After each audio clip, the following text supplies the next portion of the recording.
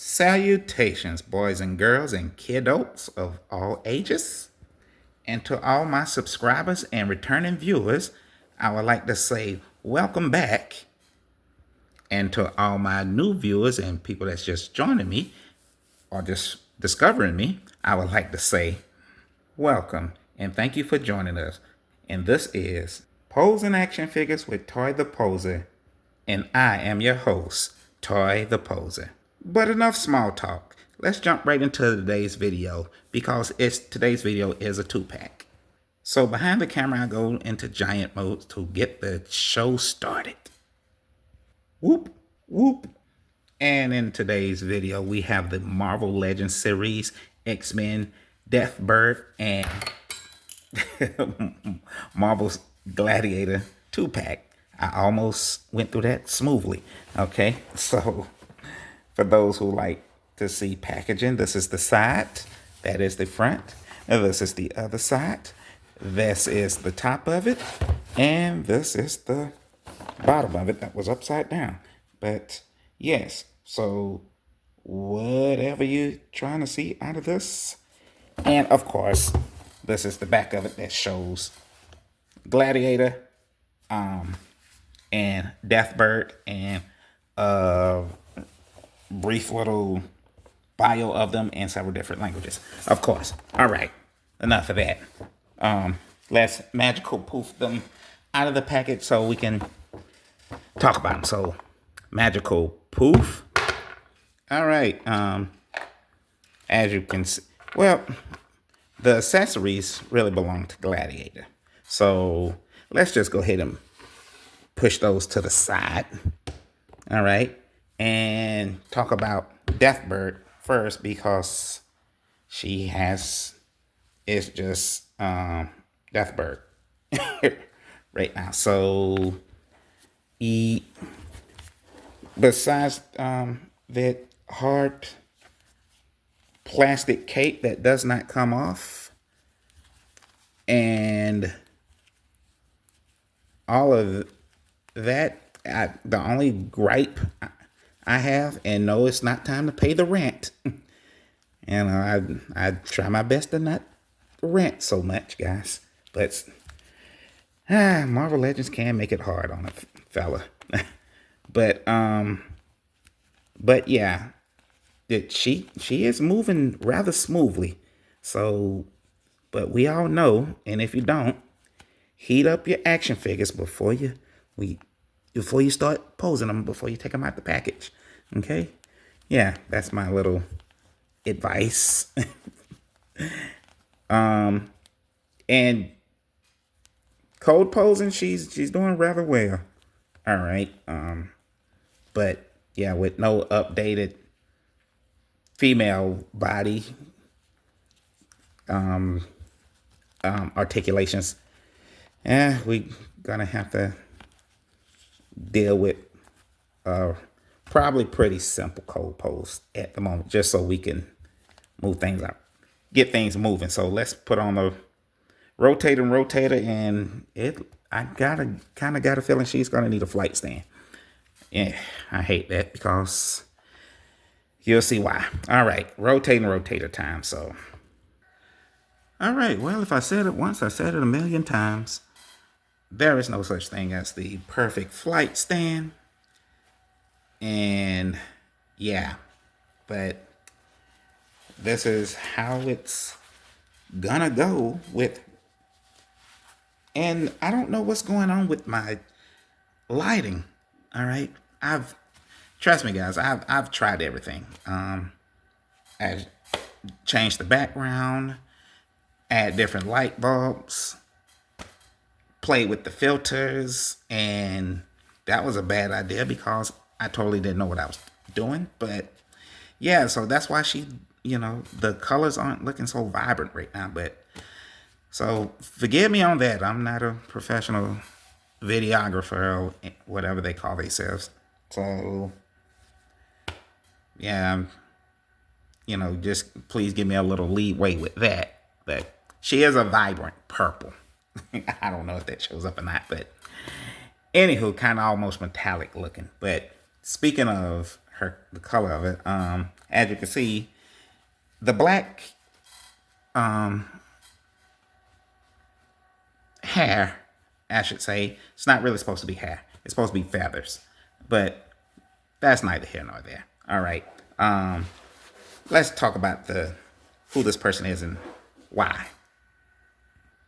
Created by Chris Claremont and Keith Pollard back in 1977 and first appearing in Miss Marvel, issue number 9.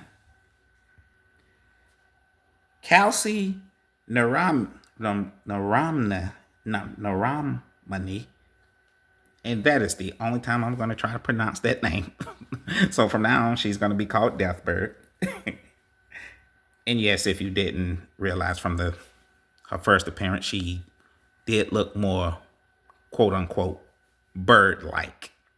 All right. So, but anywho, Deathbird was the eldest daughter of a race of royals by the name of the Shi'ar, or the Shi'ar Empire to be exact. Well, anywho, Deathbird was technically a mutant, so, and hence the reason why when she first started out, she looked more like this, because she was kind of sort of a bird hybrid. All right. Well, one day in a fit of rage, she got stripped of her title, because one day in a fit of rage, I said that backwards. She got stripped of her title of being a royal, or kicked out of the royal family, or whatever you want to say, however you want to say it, because one day in a fit of rage, she I always struggle to find a PC way to say this, but she eliminated her mother and a few of her siblings. So she basically got kicked out of the kingdom and vowed to return to take over her rightful spot in the royal family. So until then, she started calling herself Deathbird. Well, she was a wee bit too late, because her youngest sister, who she did not eliminate, by the name of Lilandra, was given the title of the queen of the Shi'ar Empire. So, of course, this led to an intense, sibling rivalry between the two sisters. So, which first led to, of course, Deathbird losing and getting exiled, or am I pronouncing that right? Is it exiled or kicked out and banished to planet Earth? And of course, while she was on planet Earth, she often had conflicts with the superhero Miss Marvel. Until one day, Deathbird decided to ally with an alien race called the Brood. And in short, the Brood is basically a race of alien insects that go around looking for hosts to impregnate or plant their eggs in to give birth to their offsprings. So, yeah, ew.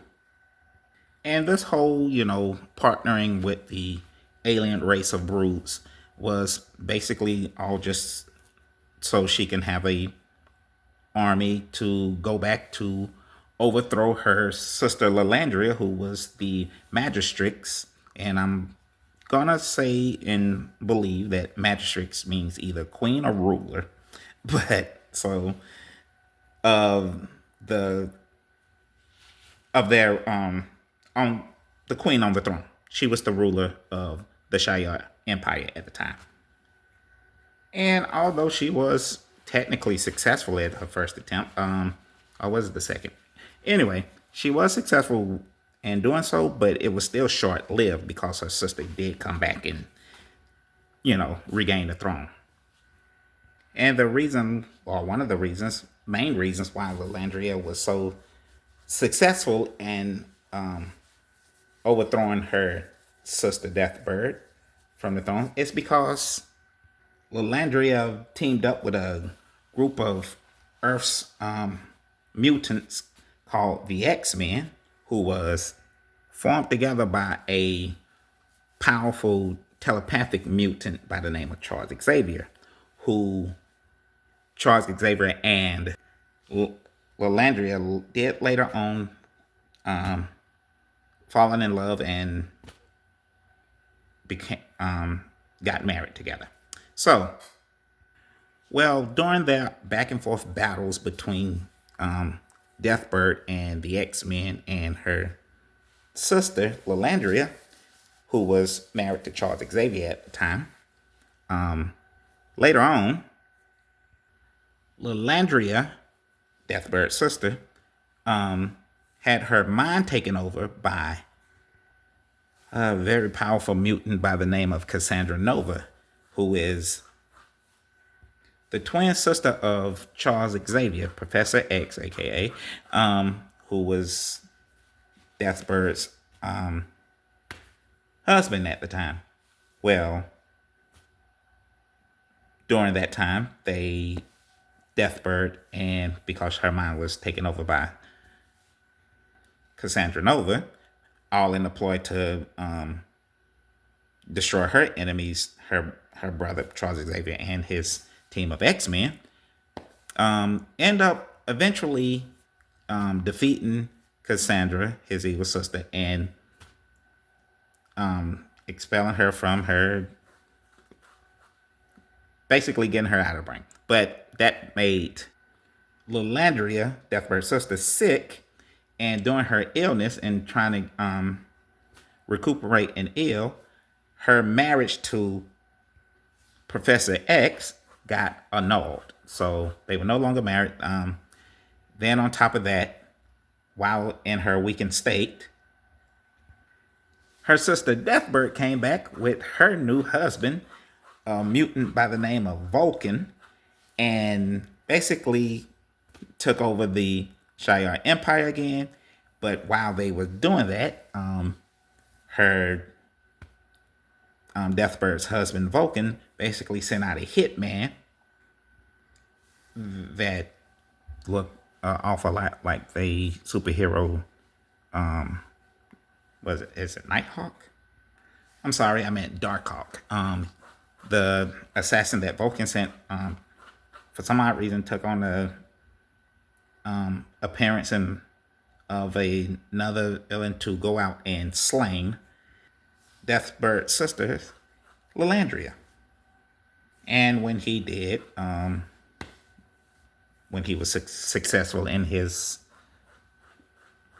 hit,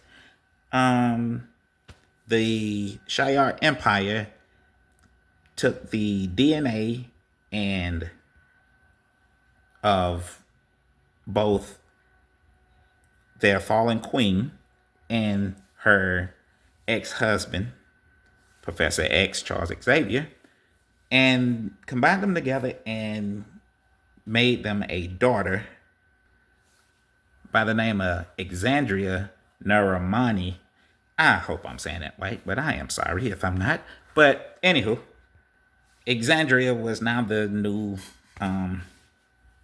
sitting ruler of the Shi'ar Empire, and her aunt, although reluctantly, did agree to become her personal advisor. So that's that story in a nutshell. And, even though Deathbird is technically a mutant with bird hybrid and stuff like that, her body is, she has the ability to fly, as you can see, but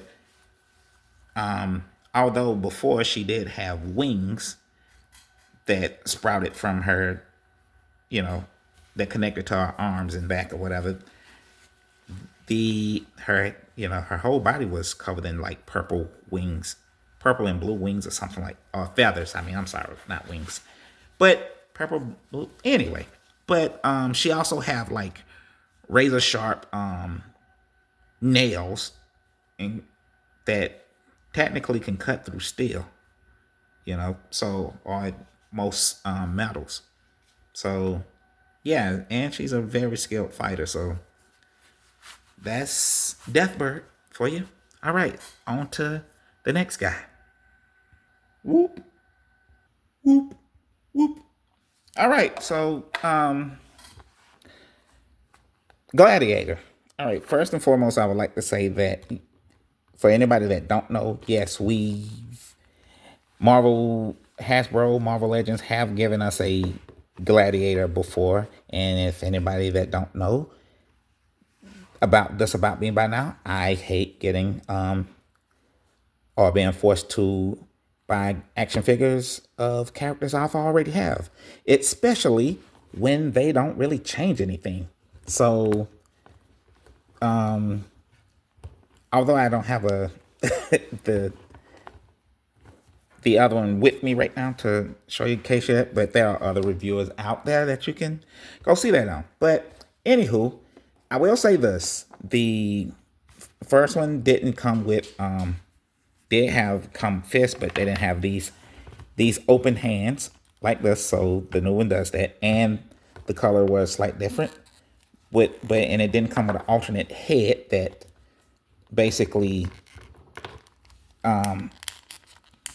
whew, I was scared. I thought that's just plastic rubbing against plastic, but yeah, heat up your action figures before you pose them, because I thought I just started cracking something. But anyway, that is a scary sound.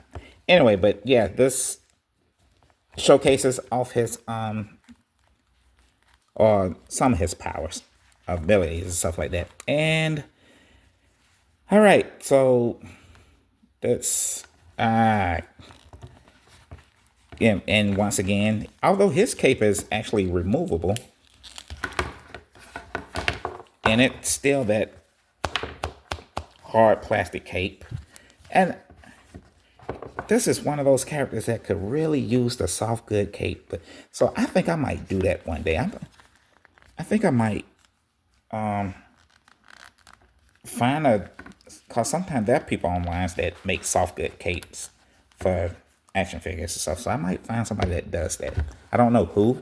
I don't know how you guys find these people that do it, or maybe I just might have to do it myself. But okay, but yeah. Other than that, let's put him in a cold pose. That he's still kind of stiff and moving, but let's put him in a cold pose to see how it go. Put him on a rotator, and that's good enough. Cause these hard capes really make it gets really challenging when you try to pose them. But rotator time. All right, guys. So, and we'll talk about Gladiator. All right, if I said it once, I said it a million times. There's no such thing as a perfect flight stand, but sometimes when they work, they work. Okay, so yeah, this is Gladiator. All right, and I think I should say this about Gladiator before we get started. For those who don't know who this guy is, he goes by the name of Superman. All right, I'm going to try this. For those who do know who this is, bear with me for a minute. But anyway, for those who don't know, Superman is a product of DC Comics. All right, he's pretty much the first. We're not going to do that, but he's that flagship character and a superhero over there. Okay, Superman comes from a planet called Krypton, where his planet was in danger of exploding. So his biological parents put him in a spaceship while he was an infant child, shipped him off to planet Earth. Well, on his home planet, his original name is, as you can see, Kal-El. at the end there. But while he was on Earth, his his adopted Earth parents gave him the name of Clark Kent. All right. So, Superman alter ego, or Clark Kent's alter ego, is Superman, but on Earth, when he's not being Superman, he's a regular, parades as a regular human as by the name of Clark Kent. All right. Now, I said all that to say this. Gladiator is a product of course, Marvel Comics. And Marvel Comics and DC Comics have always had this, of course, I'm going to call it a friendly rivalry between the two. And oftentimes they would do things like mimic or each other characters. So Gladiator is technically, or some would say, the Marvel Comics version of Superman, or one of Marvel Comics version of Superman, because there's a lot of people that they claim is a Marvel Comics version of Superman, Thor being one of them. All right, so I just felt like I needed to say that, or for just for reference, because you'll find out why in a second, because Gladiator's bio isn't really that deep. All right. It almost seemed like they kind of made him up and just winged it. Just added stuff to him as they went along. But anyway, back in 1977, created by Chris Claremont and Dave Cockrum, and first appearing in issue 107 of the all-new, all-different X-Men. Cal Lark. All right, you get it now, huh? Clark Kent, Cal Ark. All right, Cal L. See, they basically merged the two names of Superman's name of Kal-El and Clark Kent and made Cal Ark, who we're talking about today. And like I said before, it's not a whole lot of quote unquote history with Cal Ark here. So it kind of basically starts off with he was, he's kind of technically an orphan himself, but and raised by, I guess, just a couple of people from the elder side of his race of people called the strong. Okay, we're gonna try this again. Strontia. Strontia. I'm sorry. Anyway, but yeah, he was raised by the elder councils of his race of people, and he served as a cadet in their military, and of course, along with other young male and female Strontarians, however you want to say it, they trained together, and they're basically whole point of their training was, one, to be part of the guards or protectors of their Shire Empire, and two, to see who would I guess become the top elite out of their forces to go on to become part of the elite part of that military, I should say, which is called the Imperial Guards. And of course, if you haven't already guessed, Cal Ark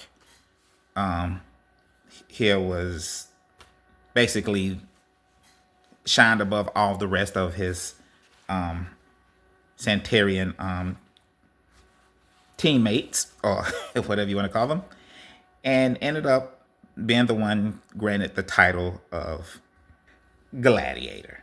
Okay, so And that's basically it in a nutshell. So yes, once CalArts pretty much was promoted to the title of Gladiator, he ended up going off.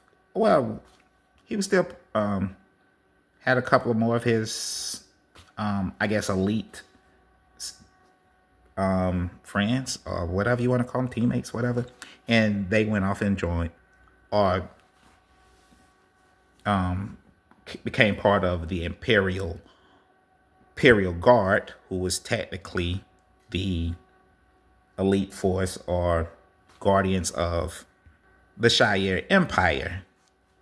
And if you remember, the Shire Empire is the royal family of that planet who is ruled by their Mastrix Lalandria, who often had go into conflict with her jealous elder sister Deathbird. But in Lalandria's death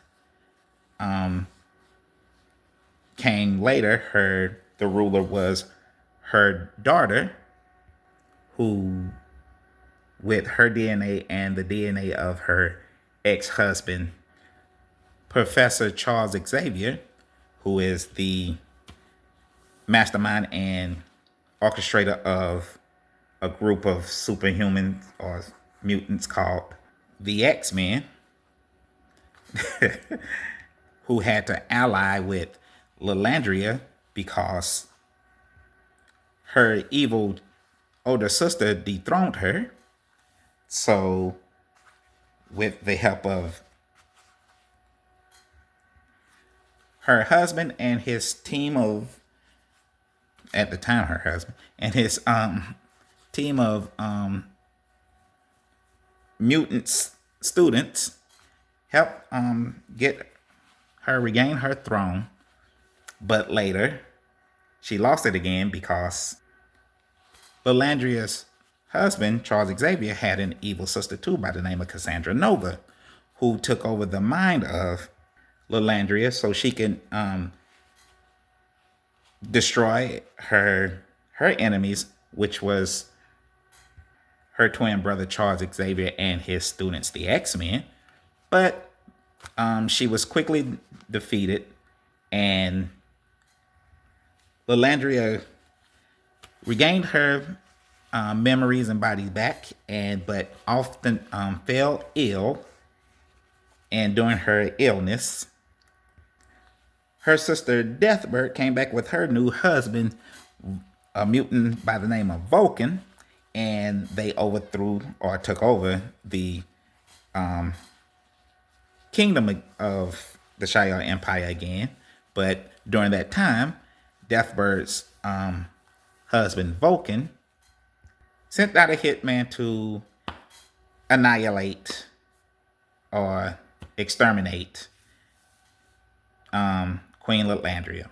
And during that time, the Shire Empire took the DNA of Lalandria, her ex-husband, because their marriage was forced to get annulled, Professor Charles Xavier's DNA, and put it together and created their daughter and new ruler of the Shire Empire, Exandria, which pretty much forced her aunt, Deathbird, to become her personal advisor. All right, enough of that.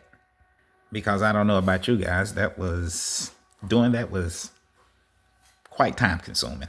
Okay, but anyway, here's a upbeat note, because this is one of the very few times that these little attribute power meters that I look up actually does a pretty good job of showing off the character's power sets this time, because even though, like I said, he's almost a spitting image of the DC comic version of Superman. And once again, if anybody that don't know who Superman is, he's very powerful.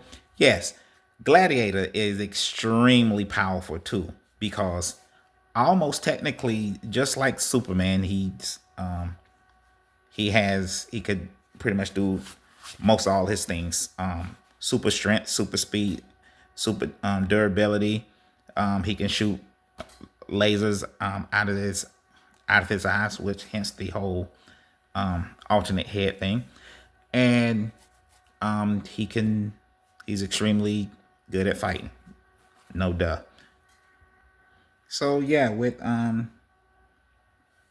all the other stuff, quote unquote, or like I said before, why I say quote unquote, heat vision, super breath, super speed, all this stuff, you know, Superman has too. He also has a weakness, kind of sort of to magic, like Superman does too.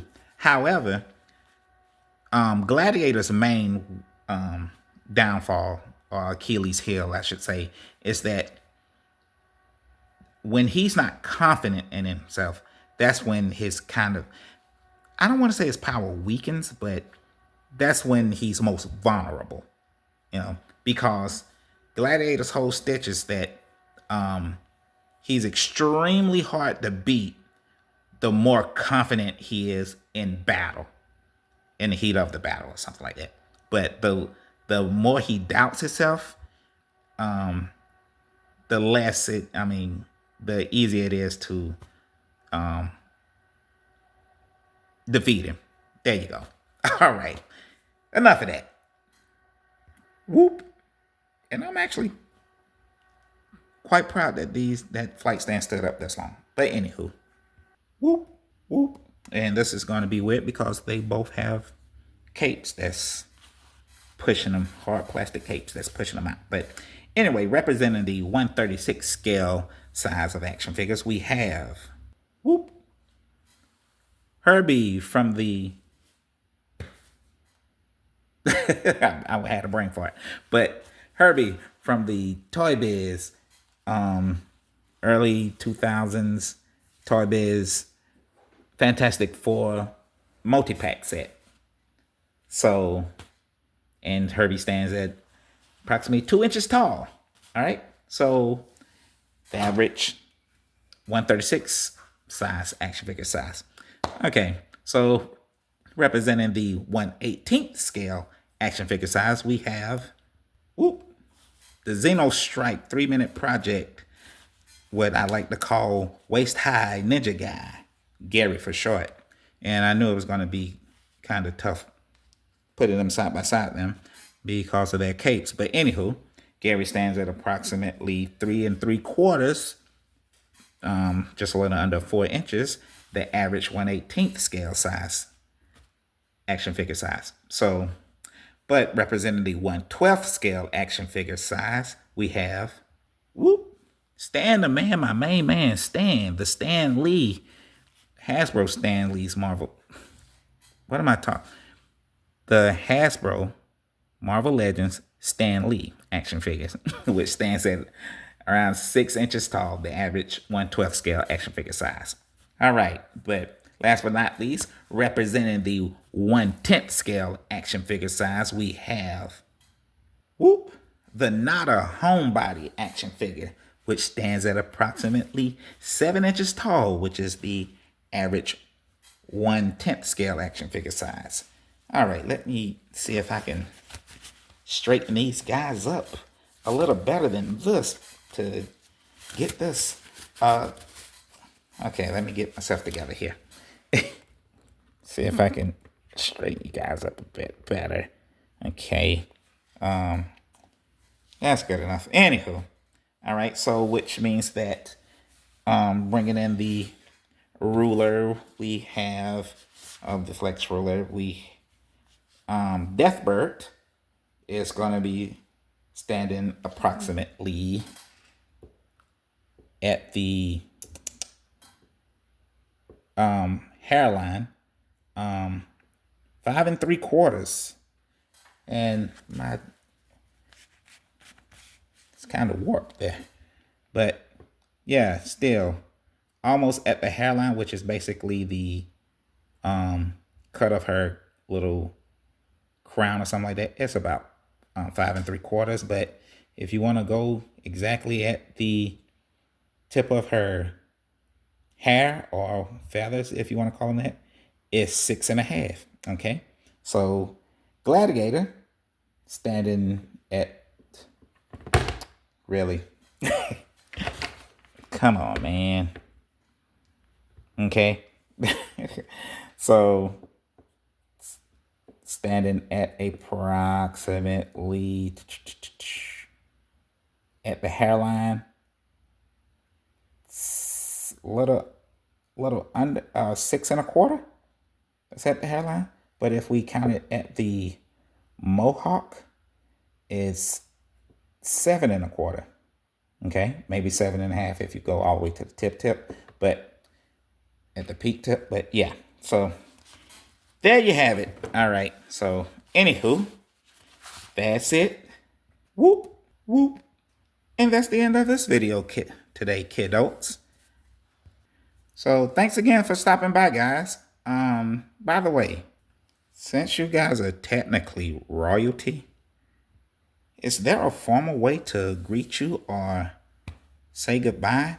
Do I have to bow and say, thank you, Your Highness, for coming through? Or do I have to wait for like the royal band to play you guys off and see you ride off into the sunset with your chariots and your, whoop? Oh, huh. Guess it had just this go. Oh, well, I guess we can take that same advice.